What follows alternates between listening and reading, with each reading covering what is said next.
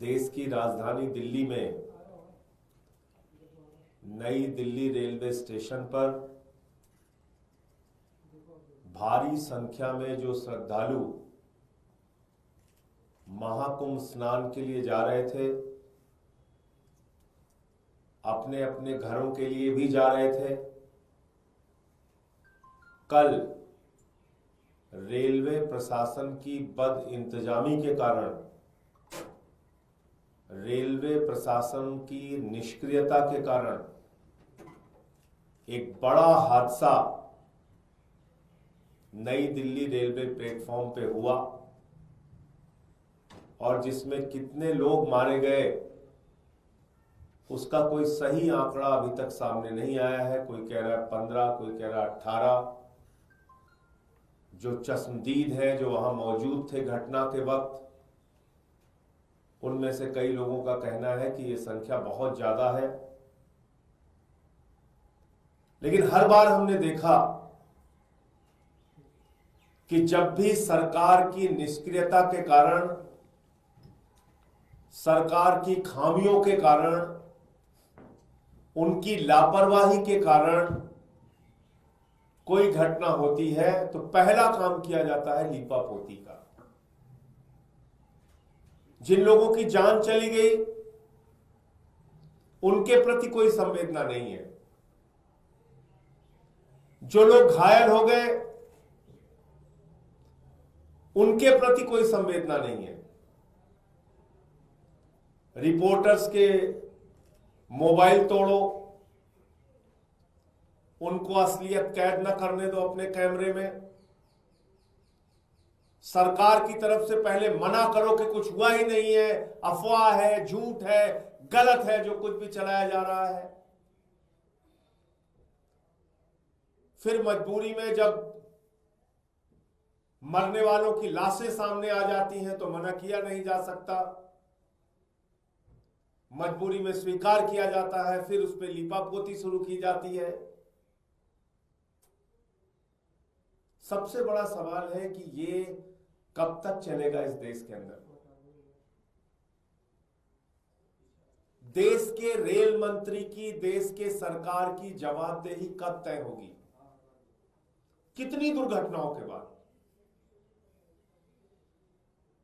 पटरियों पे ट्रेन आपस में टकरा जा रही है, 3-3, 4-4 ट्रेन आपस में टकरा जा रही है, सैकड़ों की संख्या में लोग मर गए, उसको दबा दिया गया, भुला दिया गया।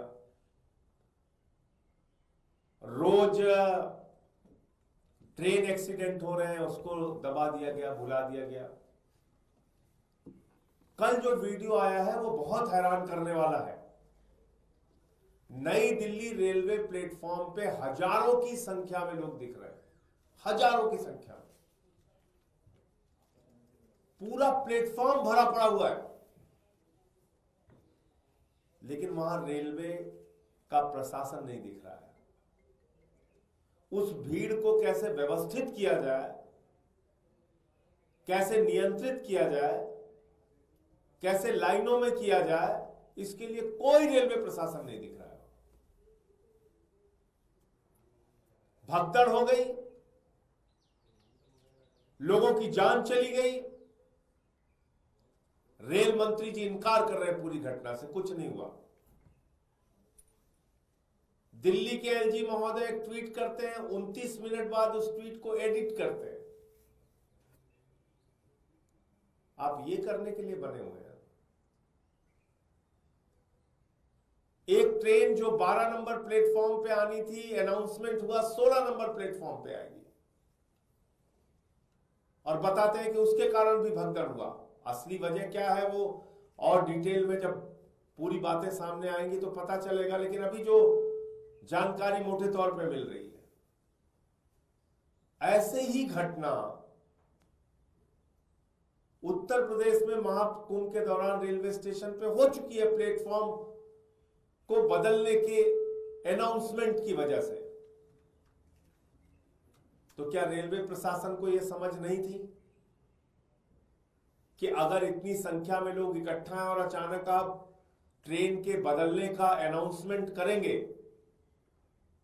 तो उससे भगदड़ की स्थिति पैदा होगी, और जो कि हुआ।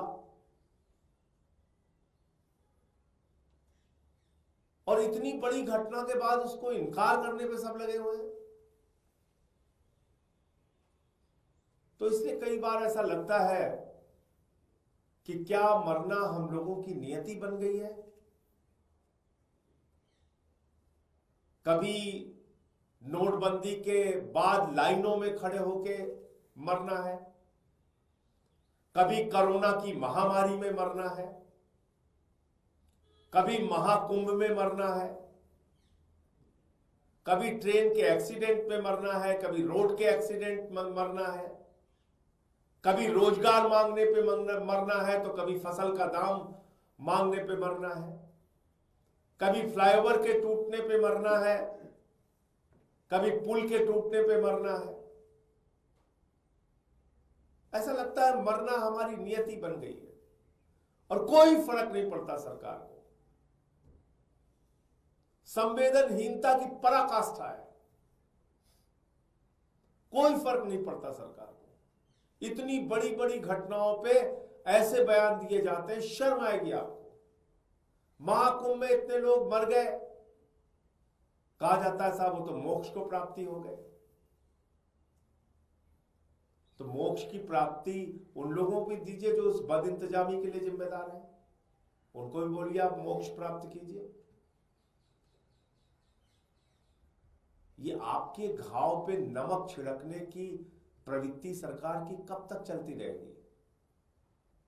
ये बड़ी बड़ी घटनाओं पे लीपापोती करके अपने गुनाहों को दबाने की कोशिश कब तक चलती रहेगी?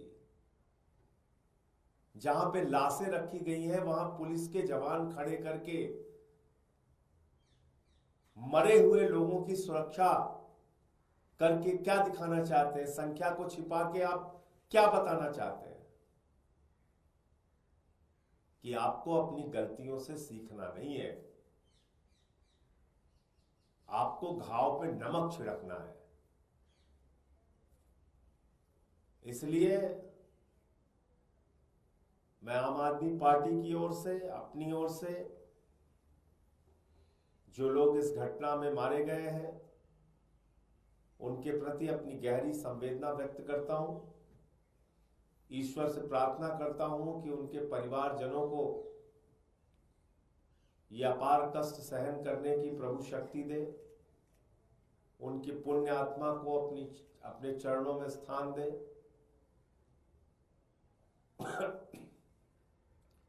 और इस सरकार को सद्बुद्धि दे कि कम से कम ऐसी घटनाओं पर संवेदनशीलता दिखाइए, उसको मना करने की, लीपापोती करने की, झूठ बोलने की प्रवृत्ति को छोड़िए और कुछ भी बोलने पर धर्म विरोधी बता देना, देश विरोधी बता देना, विपक्ष को गालियां देना, सोशल मीडिया पे कैंपेन चलाना, ये सब घटिया काम बंद कीजिए। इससे कुछ फायदा नहीं होने वाला है, ना आपका ना देश का। गालियां आप दे सकते हैं, कोई दिक्कत नहीं। हम लोग कुछ भी बोले, आप धर्म विरोधी बता दो, कुछ भी बता दो, करो आपकी मंशा यही है। लेकिन कम से कम ऐसी घटनाओं को रोकने के लिए ईमानदारी से प्रयास कीजिए। महाकुंभ में टेंटों में आग लगने की घटनाएं हो रही हैं, भगदड़ की घटनाएं हो रही हैं। 144 साल का आपने इतना बड़ा प्रचार किया कि पूरी देश दुनिया से लोग वहां पहुंचने लगे, लेकिन उसके हिसाब से इंतजाम कुछ नहीं किया। और 2014 में तो इस देश की जनता ने भगवान चुन लिया है, तो अब उनकी कोई आलोचना तो हो नहीं सकती, क्योंकि भगवान की कोई आलोचना होती नहीं। इंसान होते तो उनकी आलोचना की जा सकती है। उनके परिवारजनों को, जो लोग इस घटना में मारे गए हैं, सरकार को उचित मुआवजा देना चाहिए। देश के रेल मंत्री की जवाबदेही कब तय होगी ये बताना चाहिए, और कितनी घटनाओं का हम इंतजार करें और कितनी मौतों का इंतजार करें, और कितने ट्रेन एक्सीडेंट्स का इंतजार करें? कब आखिर रेल मंत्री की जवाबदेही तय होगी? मुझे इतनी बात कहनी थी। आपको कोई प्रश्न पूछना हो तो पूछ सकते। आप ही जवाबदेही के नाम पे क्या मांग करें? कई विपक्षी पार्टियां कह रही हैं कि रेल मंत्री को इस्तीफा देना चाहिए, लगातार ऐसी घटनाएं हो रही हैं। देखिए, विपक्षी पार्टियों के मांग करने से कोई फर्क थोड़ी पड़ता है। विपक्षी पार्टियां मांग करेंगी, वो कहेंगे 4 साल और रहना चाहिए।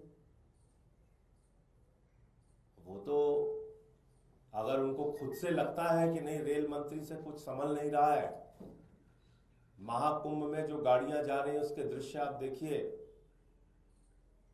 एसी डिब्बे तोड़े जा रहे हैं, हिंसा की जा रही है प्लेटफॉर्म के ऊपर। ये आज ये घटना जो दिल्ली में हुई है, इसके पहले तो बहुत सारी घटनाओं के वीडियो सामने आए हैं। तो रेल मंत्री जी की कोई जवाबदेही कब तय होगी, मैं तो इतना ही पूछ रहा हूं। इस्तीफा मांगेंगे तो इस्तीफा तो कहेंगे नहीं, अगर आम आदमी पार्टी वालों ने इस्तीफा मांगा है तो उसको तो 4 साल और रहना चाहिए, ये तो सबसे सुयोग्य व्यक्ति है। तो ये सरकार की मंशा है, तौर तरीका है काम करने का, उस पर आप क्या बोलेंगे?